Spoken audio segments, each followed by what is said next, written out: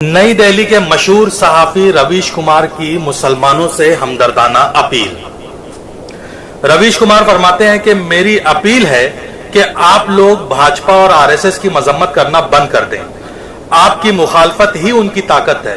वैसे भी जम्मू कश्मीर को छोड़कर ना तो तुम्हें कहीं का वजीर आला बनना है और ना ही वजीर आजम। जिनको हुकूमत लेनी है वो अपने आप आरएसएस और भाजपा की काट पैदा कर लेंगे। आपकी मुखालफत करने की वजह से ही भाजपा 18% मुसलमानों का खौफ दिखाकर 80% हिंदुओं का वोट हासिल करने में कामयाब होती है और पूरे खेल का दारोमदार असलन 3% ही है। आपको जिस किसी पार्टी को भी वोट देना है दो, जिस किसी की भी हिमायत करनी है करो, लेकिन भूल कर भी भाजपा, आरएसएस और मोदी की मुखालफत ना करो। भूल जाओ कि आरएसएस नामी कोई तंजीम है, भूल जाओ कि भाजपा कोई पार्टी है और भूल जाओ कि मोदी कोई नेता है।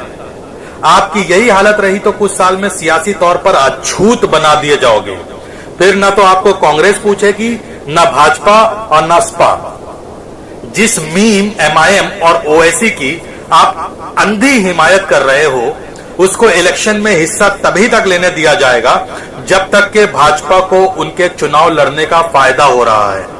याद रखें कि एमआईएम, ओवैसी ब्रदर्स ये भाजपा के एजेंट्स हैं। जिस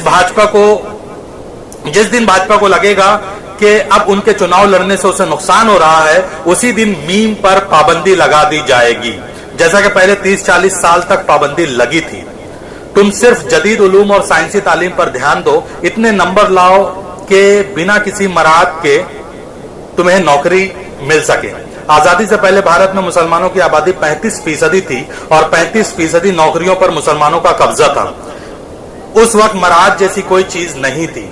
जो उस मुकाम तक पहुंचते थे वो अपनी काबिलियत के दम पर ही पहुंचते थे। और जो आप दीनी अदारों में खैरात का पैसा देते हैं, बेहतर होगा कि ऐसे अदारों में भी खैरात का पैसा सर्व करें जो आपकी तालीम और रोजगार के लिए काम करें। अगर ऐसे अदारे नहीं है तो बनाइए। याद रखिए, ये वक्त तो कंपटीशन का दौर है और आप हर मैदान में पीछे हो रहे हैं। किसी भी तरह की सरकारी इमदाद छोड़ दीजिए। जो करना है आप अपने दम पर करिए। रवीश कुमार, सहाफी, एनडीटीवी।